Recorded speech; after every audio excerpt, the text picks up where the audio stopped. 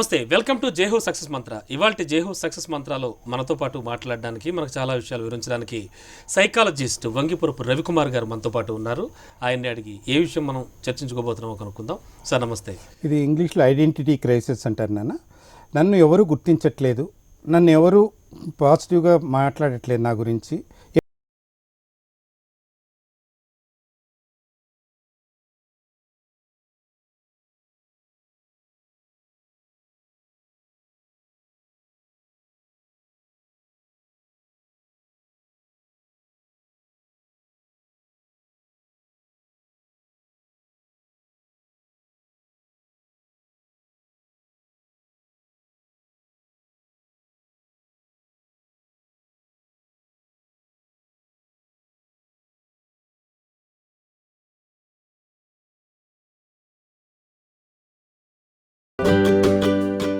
Identity crisis అంటే ఏమిటి, అసలు ఎందుకు వస్తుందంటారు? ఇది ప్రతి మనిషికి కూడా, ముఖ్యంగా నాకు తెలిసి, అంటే మీరు చెప్పిన వెంటనే ఒక విషయం అనిపిస్తుంది నాకు. అంటే ఒక రకమైన అభద్రతాభావంతో కూడిన విషయం నుంచి ఏమైనా వస్తుందంటారా? ఎందుకని?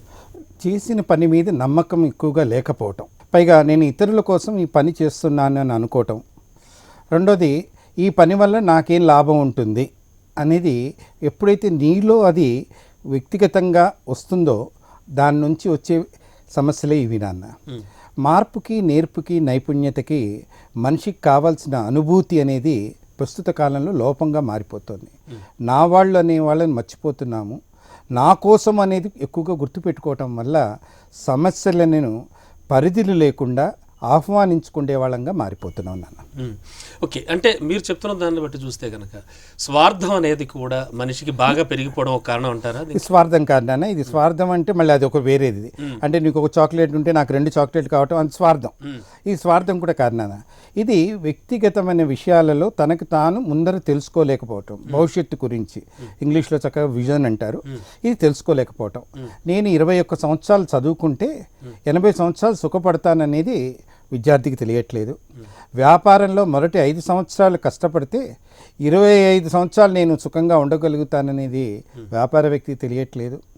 నాయకుడికి తను చేస్తున్న పనికి, తను చేస్తున్నటువంటి కర్తవ్యానికి రెండిటికి మధ్యన వారిది తన మాటలే అని తెలుసుకోలేకపోవటం వల్ల ఇవి దీనివల్లనే మనం ఈ రోజునాడు నాకు వస్తున్నాయి సమస్యలు, ఈరోజు మంగళవారం లేకపోతే అమావాస్య, ఈ పని చేసేయటం వల్ల ఇట్లా అయింది, లేకపోతే ఎవరో ఎదురొచ్చారు అందువల్ల ఈరోజు నాకు పని కాలేదు, ఎక్కువగా క్వశ్చన్ మార్కులతోనే జీవితం మొదలవటం వల్ల లేదు. ఈరోజు నేను కూర్చున్నాను, నా ముందు నువ్వు కూర్చున్నావు, ఆహా నువ్వు అడుగుతున్న క్వశ్చన్లు నాకు ఎంత బాగున్నాయి అని నేను తీసుకోవటం మంచిగా తీసుకుంటే అది ఏదైనా కానీ వికసించిన పువ్వులాగా, మల్లెపువ్వు వాసనలాగా, లేకపోతే గులాబీ పరిమళంలాగా మారుతుంది నాన్న. ప్రతి ఒక్కళ్ళు కూడా చాలా దగ్గర దారిలో గొప్పవాళ్ళం అయిపోదామని, దగ్గర దారిలో మనీ సంపాదిద్దామని, కానీ కెరీర్లో చాలా ఫాస్ట్ గ్రోయింగ్ కోసం ఆలోచించుకోవడం కూడా ఒక కారణం అనుకోవచ్చు అంటారా? ఇది గోడపైన రావి చెట్టు అనేది మనం చెప్పాలి. ఇది గోడపైన రావి చెట్టుని ఉంచుతామా కొట్టేస్తావు నాన్న? ఖచ్చితంగా కొట్టేస్తాం. అలా ఇది అంటే ఎప్పుడైనా సరే ఇటువంటి ఆలోచనలు రావటం వల్లనే సమస్యలు అనేది మొదలవుతుంది. అందువల్ల నేను గోడపైన రావి చెట్టు అన్నాను. దాని స్థానం భూమి. ఒక పక్కనుంటే రావి చెట్టుకి పూజలు చేసే వాళ్ళే ఉన్నారు. మరి గోడపైన పెరిగినప్పుడు విలువే వేరు మారిపోతుంది. అంటే చెట్టుకు వేరు స్థానం ఎంత ముఖ్యమో జీవితంలో నీకు కావాల్సినటువంటి అంశాలను కూడా తెలుసుకోవటము, దానిలో పరిపక్వత పొందటము, ఆలోచన దుత్పత్తిలో, అంటే దీని కలాం గారిని మనం ఎగ్జాంపుల్గా తీసుకోవచ్చు. విక్రమ్ సారాభాయ్ గారు వచ్చేదాకా ఆయన అనుకున్నట్టు ఆశయాన్ని చేరటానికి కలాం గారు పరిగెత్తుతూనే ఉన్నారు.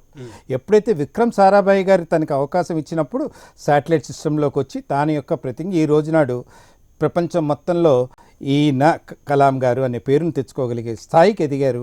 అందుకే మనం అందరం గుర్తుపెట్టుకుంటున్నాం నాన్న. సార్, మన సమాజంలో చాలా చాలా వర్గాల ప్రజలు గమనిస్తూ ఉంటాం. ముఖ్యంగా పెళ్లి చేసుకున్న యువ జంటలను కానీ, పెళ్లి చేసుకోబోతున్న వాళ్ళని కానీ చూస్తే కనుక మనకు ప్రస్ఫుటంగా ఇప్పుడు మనం చర్చించుకోబోయేటువంటి అంశం చాలా కనిపిస్తూ ఉంటుంది. సమ్ ఎగ్జాంపుల్, ముందు బాగా నచ్చుతారు, చాలా చాలా అన్ని విషయాలు షేర్ చేసుకుంటారు, పెళ్లికి ముందు చాలా బాగా మాట్లాడుకుంటారు, ఎంగేజ్మెంట్ అయిన తర్వాత కానీ ఇలా, ఆ తర్వాత పెళ్ళి అయిన తర్వాత కొన్నాళ్ళకి పొరపచ్చాలు వచ్చేస్తాయి.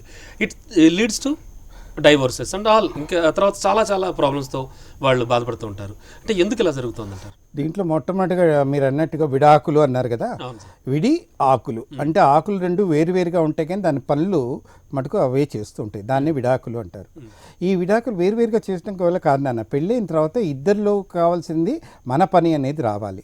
నేను నీ కోసమని కొన్ని మానుకుంటాను, నా కోసమని నువ్వు కొన్ని మానుకుంటావు అనుకున్నప్పుడు అది కుటుంబం అనేది చక్కగా ఎదుగుతుంది.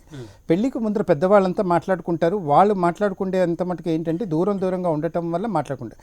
కానీ పెళ్లి తర్వాత కలిసి బతకవలసింది భార్యాభర్తలు. వీళ్ళిద్దరి మధ్యన సక్రమైన బంధం లేకపోవటం, ఎంతసేపటికి నేనే కష్టపడుతున్నాను, ఎదుటి వ్యక్తి సుఖపడుతున్నారు. డామినేషన్ అనేది ఉండకూడదంటారు. ఇగో నాన్న, డామినేషన్ కన్నా కూడా ఇక్కడ ఇగో. ఎంతసేపటికి నేనే కష్టపడుతున్నాను, వేరే వాళ్ళు ఇది చేస్తున్నారు. అతను చెప్పినప్పుడు నేను వినాలా? నా సంపాదన నీకంటే ఎక్కువ, నీ సంపాదన నాకంటే తక్కువ అని చెప్పి వేసుకోవటం. ఎందుకంటే అక్కడ మన సంపాదన అంటే ఎప్పుడైతే దాంపత్య జీవితంలో ఇద్దరు కలిసిపోతారో అక్కడ మన సంపాదన అని ఉంటుంది, ఎవరు ఎక్కువ తక్కువలు ఉన్నా కానీ జరుగుతుంది.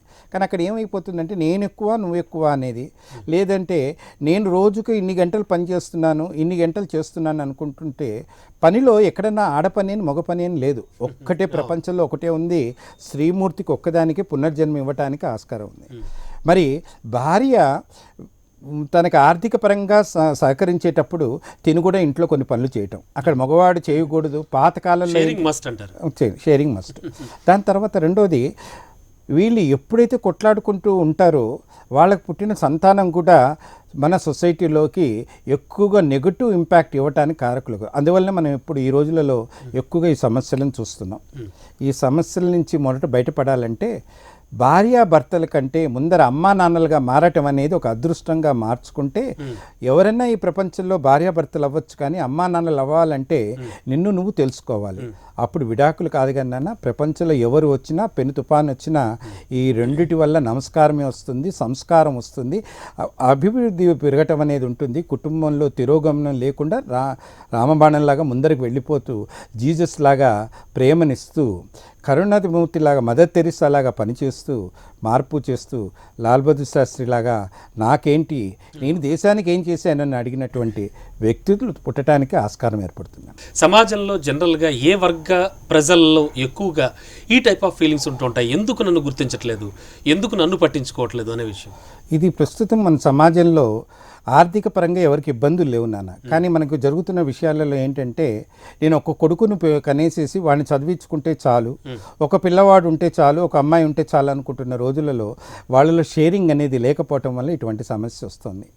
రెండవది, ఎంతసేపటికి మన ఇంట్లో ఉన్న విషయాలని బయటకు వెళ్ళేటప్పుడు దాన్ని మనం we are not able to look into the other side. ఎవరికేంటంటే ఎండాకాలం సెలవులు అనగానే తాత వాళ్ళ ఇంటికి వెళ్ళంగానే అక్కడ కొన్ని ఫెసిలిటీస్ ఉంటాయి, తాతతో ఆడుకోవటం చేయడానికి ఉంటుంది. ఇప్పుడు మనకేమవుతుంది, ఎండాకాలం సెలవులు అనగానే ట్యూషన్స్ అనో లేకపోతే వేరే ఏదో ఒక రకంగా మనం వాళ్ళని ఎంగేజ్ చేయాలి. ఎందుకంటే నాకు ఉద్యోగంలో సెలవు తీసుకోవడానికి లేదు, పెద్దవాళ్ళని ఇంటికి పిలవలేను. కారణం వల్ల ఏమవుతుందంటే ఇక్కడ వీళ్ళు ఒత్తిడికి లోనవుతున్నారు. ఇది ధనవంతుల మధ్యతరగతిలో ఇదని కాదు, ఒత్తిడి లోనవటం వల్ల జరుగుతున్నది ఏంటి అంటే, నా వెనకాల వీళ్ళు ఏం మాట్లాడుకుంటున్నారు. ఎందుకంటే నువ్వు చేస్తున్నది ఎంత మటుకు నీ పిల్లలకి సమంజసమని నీ మనస్సాక్షికి తెలుసు, కానీ అది నువ్వు ఒప్పుకోవు. నేను కష్టపడుతున్నాను నా పిల్లల కోసం కాకపోతే నేను అని చెప్పి ఎప్పుడైతే ఐ అనే పదాన్ని ఏంటంటూ ఇగో ఎడ్జింగ్ ద గాడ్ అంటే, ఇక్కడ గాడ్ అంటే దేవుడు కన్నా నిన్ను ఏ గుడ్ క్యారెక్టర్ నీ నుంచి దూరం అయిపోతూ ఉంటుంది. మనం టీవీ చూస్తున్నప్పుడు ఏం తిన్నావు నాన్న అని చెప్పి పిల్లవాడిని దగ్గర పెడితే అమ్మాయి వాళ్ళు ఏముండేవమ్మా అని అడుగుతాడు వాడు తినేసిన తర్వాత. కారణం ఏంటంటే వాడు కాన్సన్ట్రేషన్ ఎక్కడో ఉంటుంది, తినే దీని మీద పోతుంది. అదే తల్లిదండ్రులు వచ్చి మా పిల్లవాడి కాన్సన్ట్రేషన్ లేదు, ఎక్కువ చేయట్లేదు, ఈ మధ్య చదవట్లేదు, ఏదన్నా అంటే కోపం వస్తుందని 18 ఏళ్ల తర్వాత చెప్తారు. చిన్నప్పుడు అదే తల్లిదండ్రులు వీడు కాసేపు మన జోలికి రాకుండా ఉంటే చాలని టీవీ పెట్టేసేసి వాడు టీవీ దగ్గర కూర్చోబెట్టి నేర్పించారు. మరి విత్తనం వేసింది ఎవరు? ఇవాళ రేపు మొబైల్స్ అయిపోయేలాగా. మొబైల్ అంటే మాయా ఆపరేటింగ్ నేషనల్లీ ఇంటర్నేషనల్లీ ఎవ్రీవేర్ అంటే అదొక మిథ్య. దానివల్ల జరిగేది పనులు కాదు, ఆ తిరోగమనంలో జరుగుతుంది.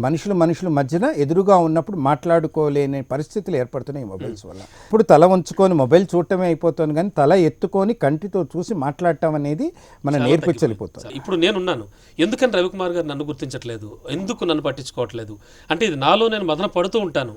జస్ట్ లైక్ ఈ మదన పడ్డం అనేది ఒక మానసిక రుగ్మతలో ఏమైనా చూడాలంటే కౌన్సిలింగ్ చేస్తే ఎట్లా ఉండాలి ప్రక్రియ? దీన్ని కంపల్సరీగా it is one of the డిప్రెషన్లో ఒక భాగం నాన్న. ఈ డిప్రెషన్లో వన్ భాగం కాబట్టి ఎప్పుడైతే ఈ ఒత్తిడికి లోనవుతూ చేస్తూ ఉంటారో వాళ్ళకి ఎంతసేపటికి నా వెనకాల ఎవరు ఎంత మాట్లాడుతున్నారు, నేను లేనప్పుడు ఇక్కడ పరిస్థితులు ఎలా ఉంటాయో, నేను అంటే వీళ్ళు ఏమనుకుంటే వాళ్ళు సూర్యుడితో పాటు పోల్చుకుంటారు. సూర్యుడు లేకపోతే అసలు వాళ్ళ పగలు రాదు అన్నట్టుగా ఇది. అది ఎంత మటుకు అది నిజమే.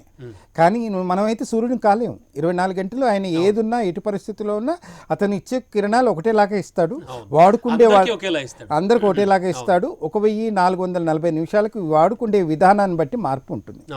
కానీ మనకు ప్రస్తుతం జరుగుతున్న వీటిలలో ఏంటంటే దీనికి కారణం ఏంటి అనేది మనం చూసినప్పుడు మనం ఏ విషయాన్ని చర్చించుకోవట్లేదు, ఆర్గ్యుమెంట్ చేసుకుంటున్నాం.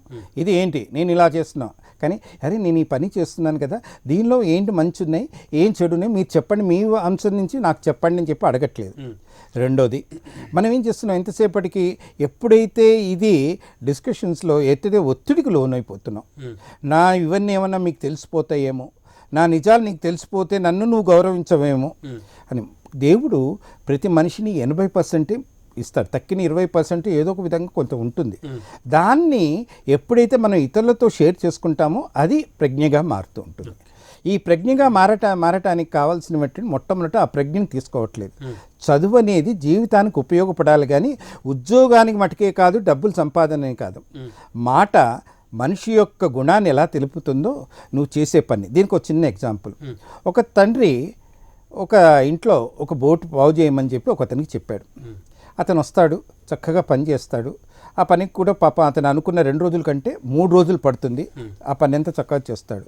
తండ్రి అనుకుంటాడు, రేపు సెలవుల్లో వచ్చినప్పుడు నా పిల్లవాడికి ఇది ఇచ్చి పంపించవచ్చు అనుకుంటాడు. వెళ్ళేటప్పుడు తండ్రికి ఒక చిన్న డౌట్ ఉంటుంది. ఆ పడవకి ఒక హోల్ ఉంది, పిల్లవాడికి ఇచ్చే ముందు దాన్ని రెక్టిఫై చేసుకొని వాడికి ఇద్దామనుకుంటాడు. ఇంతలో పిల్లవాడు ఇంట్లో ఉండటం వల్ల ఏం చేస్తాడంటే ఆ పడవ వేసుకొని వెళ్ళిపోతాడు ఫ్రెండ్స్తో సహా. వచ్చి చూస్తే అక్కడ పడవ ఉండదు. అక్కడ ఉన్నతను చెప్తాడు, మీ అబ్బాయి తీసుకొని వెళ్ళిపోయాడండి, చాలాసేపు అయింది, 1 గంట అయిపోయింది. ఇక టెన్షన్ పెరిగిపోయింది. ఎంత టెన్షన్ పెరిగిపోయిందంటే అతను అయ్యో నా కొడుకు తిరిగి వస్తాడా లేదా, ఆ నిమిషంలో తాను తిట్టుకుంటూ కనీసం ఇచ్చేయలేదు, పిల్లవాడి మీద కోపం వచ్చి అందరూ చేసుకుంటూ ఉంటాడు. కానీ ఒక 5 గంటలైన తర్వాత పిల్లవాడి స్నేహితులు చక్కగా తిరిగి వస్తాడు. వచ్చి చూడగా నేను ఆశ్చర్యపోతాడు. చిల్లు పడ్డ పడవ మునిగిపోతుంది కానీ ఎలా వచ్చింది అన్నాడు. వెళ్ళి దగ్గర చూస్తే చిల్లు కనపడదు. వెంటనే అతనికి ఆనంద బాష్పాలు కళ్ళల్లో నుంచి రాలుతాయి. ఎవరికైతే ఆ పని ఇచ్చాడో ఆ పెయింట్ వేయటానికి అతని దగ్గరికి వెళ్ళి అతను మాట్లాడిన దానికి 3 రెట్లు ఎక్కువగా డబ్బు ఇస్తాడు, చెక్కు మీద రాసిస్తాడు అతనికి. అతను చూసి, క్షమించాలండి, మనం మాట్లాడుకుంది ఇంతే, మీరు ఇంత డబ్బు ఇచ్చారు ఇదన్నాడు. లేదు నాన్న, నువ్వు మంచివాడు కాబట్టి అడిగావు, ఈ డబ్బు దీని కాదు, నువ్వు నాకు ఒక 5 నిమిషాలు నేను పడ్డ వ్యధని నేను విలువగట్టలేను. అది వచ్చిన తర్వాత చూశాను, నీ పనిలో నేను చెప్పని దానికి ఒక నెగిటివ్ ఉన్న దాన్ని కూడా రెక్టిఫై చేయటం వల్ల నా పిల్లవాడు ఈరోజు సుఖంగా తిరిగి వచ్చాడు. నీకు నేను కొన్ని వేల జన్మల రుణం పడి ఉన్నాను. ఆ రుణాన్ని తీర్చుకోవటానికి నేనంటే, సార్ నాకు రుణం వద్దండి, మీరు మాట్లాడిందని అది నా బాధ్యత పని పట్ల అన్నాడు.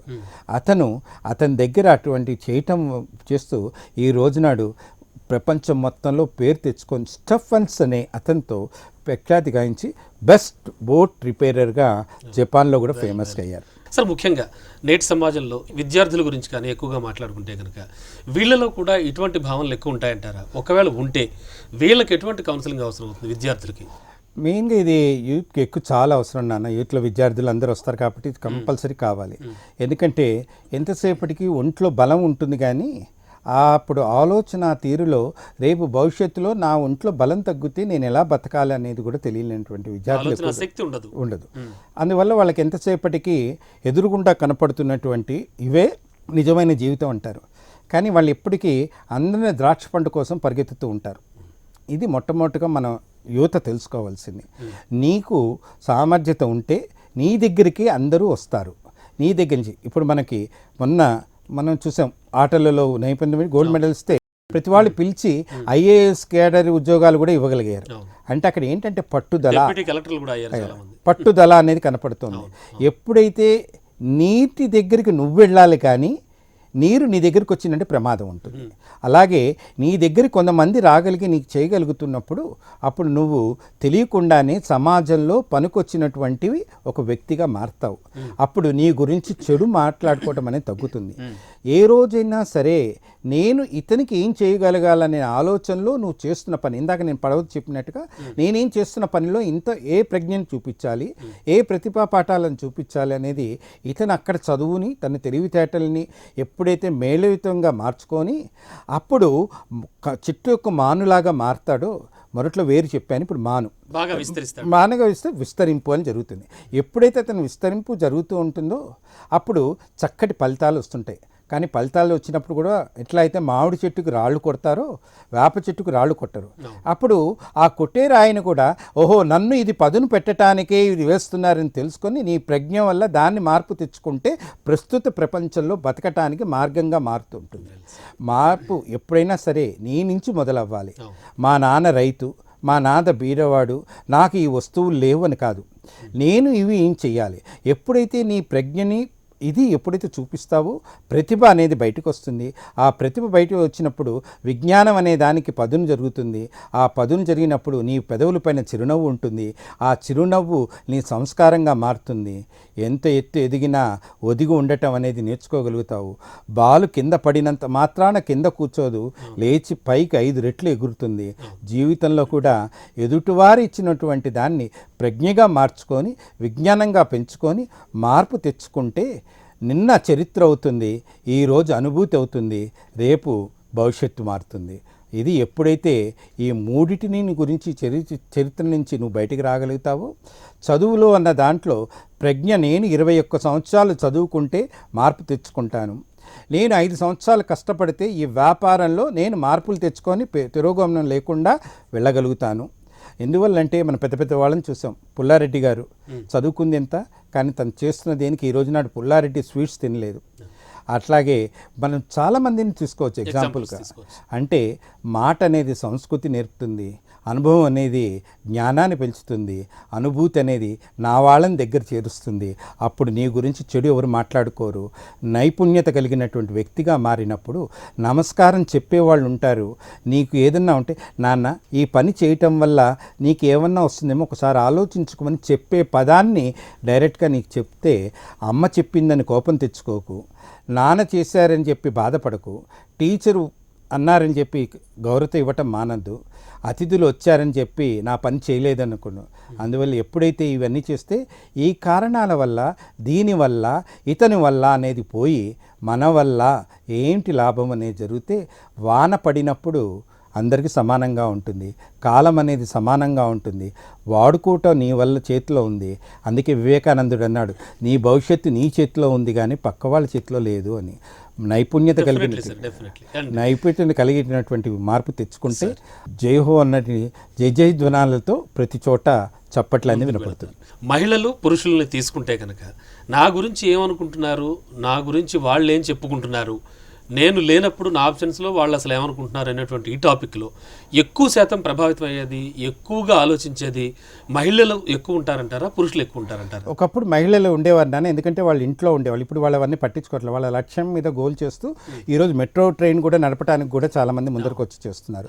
ఈరోజు మనం షార్ట్లీ కూడా చూస్తాం, చాలా దానిలో తిరోగమనం లేకుండా అమ్మాయిలే ఎక్కువగా వస్తున్నారు. ఇప్పుడు ఎక్కువగా పురుషుల్లో ఇది కనపడుతుంది అన్న. అంటే ఒక రకమైన ఈ పోటీ ప్రపంచంలో పెరుగుతున్నటువంటి అభద్రతా భావం కూడా కారణం అనుకోవచ్చు అంటారా? నాన్న పోటీ లేకపోతే జీవితం లేదు. పోటీ ప్రపంచంలో గెలవాలి. పతంగి అనేది గాలికి ఎదురుగా వెళ్తుంది, దాని ఆపోజిట్ డైరెక్షన్లో కాకుండా వెళ్తుంది, అలా వెళితే ఎగురుతుంది. అది కూడా దేంతో మెయింటైన్ అవుతుంది, ఒక సన్న దాంతో నువ్వు కంట్రోల్ చేస్తావు. నీ ఆలోచనలు కూడా అలా కంట్రోల్ చేయాలి. ఎప్పుడైనా సరే పోటీ ప్రపంచంలో బతకాలి, పోటీ ప్రపంచంలో నేర్చుకోవాలి, పోటీ ప్రపంచంలో అనుభూతి తెచ్చుకుంటేనే నీ యొక్క గుర్తింపు అనేది వస్తుంది. పోటీ లేకుండా ఇద్దరే పరిగెత్తితే అక్కడ పరుగు పందెంలో ఏదొచ్చినా ఫస్ట్ సెకండ్ తప్పితే ఇంకేదో ఉండదు. ఇది మనం మొట్టమొదటిగా తెలుసుకోవాల్సింది. ప్రతిరోజు పోటీ అవసరమే, ప్రతిరోజు ప్రజ్ఞ అవసరమే. ఒకప్పుడు ల్యాండ్ ఫోన్ ఉండేది, ఈరోజు మొబైల్ ఫోన్లో ఎస్ఎంఎస్లు పంపించినటువంటి చదువుకునే వాళ్ళు కానీ అందరికీ వాడుతున్నారు.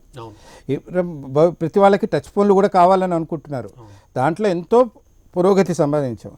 మరి పోటీ ప్రపంచంలో నిన్ను నువ్వు గుర్తించడానికి కావాల్సినవి ఏంటి అనేది ఇప్పుడు ఒకసారి ఆలోచించుకుంటే, నీ కళ్ళు ఎదుటివారి యొక్క అనుభూతిని తెలుసుకునేటట్టుగా మారితే, రెండోది ఆ కళ్ళల్లో ఎప్పుడు ఆనందాన్ని చెందిస్తుంటే, ఆ కళ్ళు ఎప్పుడైనా సరే చదువుకోవాలి, నా భవిష్యత్తుని విజ్ఞానం అనేది జీవితంలో ప్రతివాడు చనిపోయేదాకా విద్యార్థి. చదువు అనేది ఎప్పుడైనా సరే పుస్తకం పఠనం అనేది చేయగలిగితే మార్పు అనేది జరుగుతుంది. అప్పుడు పురుషులు కూడా దీని, ఎందుకంటే ఇవాళ రేపు అబ్బాయిలు ఎక్కువగా చదవకపోవటం వల్ల మాకు ఎక్కువగా వచ్చే కేసెస్ కూడా అబ్బాయిల నుంచి వస్తున్నాయి. మా నాన్న గుర్తించట్లేదు, అమ్మాయి వాళ్ళు చదువుతున్నారు. ఎందుకంటే కొంతమంది ఉంటారు, ప్రతి వాళ్ళ దీంట్లో మంచి చెడు ఉంటారు, కానీ ప్రస్తుతం అనే దాంట్లో అబ్బాయిలకు ఎక్కువగా ఈ సమస్యలో ఫాలో అవుతున్నారు నాన్న. కారణం ఏంటంటే, రీసెంట్గా జపాన్ వాళ్ళు ఇండియాకు వచ్చి బీహారు, తమిళనాడు, కర్ణాటకలో ఒక ఎనాలిసిస్ చేశారు. ఈ ఎనాలిసిస్లో చేసిన దాంట్లో బయటపడ్డది ఏంటంటే, ప్రస్తుతము ఎక్కువగా అబ్బాయిల వల్ల సమస్యలు ఎక్కువగా మారుతున్నాయని వాళ్ళ దీనిలో రీసెర్చ్లో తెలిసింది. సార్, సమాజంలో చూస్తే కనుక ముఖ్యంగా మనం ఇంతకుముందు మాట్లాడుకున్నట్టుగా విద్యార్థుల్లో గమనిస్తే కనుక వాళ్ళు చాలామంది చాలా విషయాలు, అంటే చాలా ఇంపార్టెంట్ విషయాలు కూడా పట్టించుకునే విధంగా ఉంటారు చాలామంది. నాకు అనవసరం, నాకు తెలుసు, నాకు వచ్చు అనేటువంటి ఒక ధోరణి కనిపిస్తూ ఉంటుంది వీళ్ళకి. అంటే వీళ్ళు ఇప్పుడు మనం ఈరోజు చర్చించుకుంటున్న టాపిక్కి చాలా దూరంగా ఉంటారంటారా? అంటే ఎవరైనా ఏమైనా అనుకుంటారేమో, ఎవరు ఏం మాట్లాడుకుంటున్నారో అనేటువంటిది వీళ్ళ దరికి చేరదనుకోవచ్చా? ఎలా చూడొచ్చు వాళ్ళని? తప్పకుండా ఉన్నాను. ఈ దరికి చేరకుండా ఉండాలంటే నువ్వు రోజు నీ కాలాన్ని పొద్దున పూట నేను చదువుకోవాలి, తర్వాత కొంత సమయాన్ని నా ఇంట్లో వాళ్ళకి సహాయపడుతూ ఉండాలి, కొంత సమయం స్కూల్లోకి వెళ్ళినప్పుడు కూర్చున్నప్పుడు ఆలోచనని అదుపు పెట్టుకొని నేను ఎందుకు వచ్చాను స్కూల్కి, ఎందుకు చేస్తున్నాను అనేది తెలుసుకోవాలి. సాయంత్రం పూట కనీసం ఒక గంట సేపు అన్నా ఆడుకోవాలి. ఎప్పుడైతే మస్ట్ ఇవన్నీ ఎప్పుడైతే చేస్తారో, రాత్రి ఎప్పుడైతే వాళ్ళు ప్రశాంతంగా పడుకోగానే 3 నిమిషాల్లో నిద్ర పట్టాలి. అది తప్పకుండా మార్పు జరుగుతుంది. మీరు పెద్ద పెద్ద వాళ్ళు గెలిచిన వాళ్ళందరినీ అడగండి. రీసెంట్గా CAలో టాపర్ వచ్చిన అబ్బాయి కూడా అదే చెప్పాడు. నేను ఎక్కువ చదివేది పొద్దున పూట, తక్కిందంతా వింటాను, చేస్తాను, సాయంత్రం రాగానే నేను రాసుకుంటాను, అమ్మకి ఇంట్లో సహాయపడతాను, చెల్లిని కావాల్సింది పనులు చేస్తానని చెప్పి అబ్బాయి టాపరే చెప్పినప్పుడు మనం ఆలోచించవలసింది ఏంటంటే, మొదట నువ్వు నీ జీవితాన్ని చిరునవ్వుతో, చిరు మందహాసంతో ఎదగటానికి చేస్తే ఇంద్రధనుస్సులాగా మారుతూ చక్కటి కిరణాలని అందుకోగలిగే స్థాయికి నీ ఎదుగుదలకి మారిపోతుంది. ఓకే, ముఖ్యంగా విద్యార్థులకి చెప్పే టిప్స్ ఏమైనా ఉన్నాయా సార్ ఈ విషయంలో? ఈ విద్యార్థికి మొట్టమొదటిగా తెలుసుకోవాల్సింది, నువ్వు తీసుకునే ఆహారము ఎంత మటుకు నీ శరీరానికి సరిపోతుందని. రెండోది, నేను చెప్పిన చదువుకున్న తర్వాత ఎన్ని పాయింట్ల కింద రాసుకున్నాను, అండర్లైన్ చేసుకున్నాను అనేది చేసుకోవటము. రెండోది, ఇంట్లో వాళ్ళు ఎవరైనా చెప్తున్నప్పుడు 2 చెవులను నెవర్ అనేది కాకుండా 2 చెవులు తెరుచుకొని ఓపెన్ చేస్తే అప్పుడు వినికిడి ఎక్కువగా ఉండాలి. తర్వాత మాట తక్కువ, పని ఎక్కువగా ఉండాలి. ఇవి చేయగలిగితే తప్పకుండా విద్యార్థుల మార్పు వస్తుంది, ఆలోచన తీరులో మార్పు వస్తుంది. మనం మొట్టమొదటిగా చూడవలసింది, నిన్ను నువ్వు ఎదుటి వ్యక్తి నుంచి నమస్కారం పొందే ముందర నువ్వు నమస్కారం పెట్టడానికి ఎదుగు. ఎప్పుడైతే ఎదుగుతావో నీకు నమస్కారం దొరుకుతుంది, ఎప్పుడైతే నువ్వు ఎదగలేవో తిరస్కారమే దొరుకుతుంది. Thank you so much sir, మా జయహు కార్యక్రమానికి